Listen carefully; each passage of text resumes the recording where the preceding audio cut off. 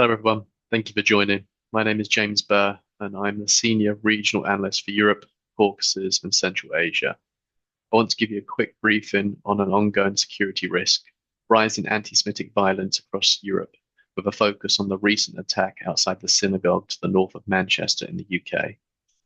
On October the 2nd, during Yom Kippur, a car ramming and stabbing outside the Heaton Park Hebrew congregation killed two worshippers and injured several others.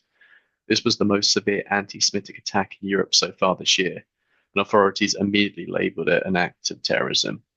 The timing, on the holiest day in the Jewish calendar, underscored the deliberate, symbolic nature of the violence, but this isn't an isolated event.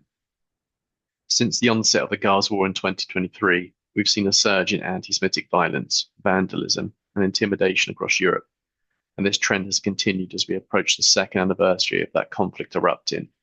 In the UK alone, there are about 1,500 incidents recorded in just the first half of this year, an extremely high figure. France and Germany are also seeing similar patterns, with attacks on synagogues, schools, Jewish leaders, and cultural sites being reported this year. Even smaller Jewish communities, like those in Switzerland, are being targeted. So why does this matter now? The Manchester attack highlights how anti-Semitic sentiments are manifested in acts of targeted violence.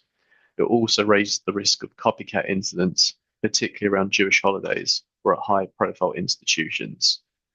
Security services are responding with stronger patrols, but the overall threat environment remains elevated and geographically dispersed across much of Europe.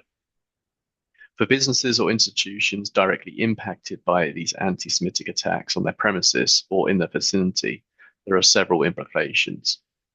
Operations may be disrupted by lockdowns and road closures near attack sites. There are also knock-on effects for supply chains, corporate travel, security, insurance costs, and even legal liability if firms fail to meet duty of care obligations. Looking ahead, we assess with moderate to high confidence that anti-Semitic violence will stay elevated across Europe into 2026, with spikes during Jewish holidays and at moments of geopolitical tension. So, what can organizations do? A few key resilience measures include upgrading site security, running vehicle ramming and active attacker drills, using real-time intelligence and alerting systems, and strengthening communication plans. Partnerships with local law enforcement and Jewish security organizations are also critical, as are reviews of insurance and legal protections. In short, this is a sustained pan-regional trend that businesses and communities alike are encouraged to prepare for, not just an isolated crisis.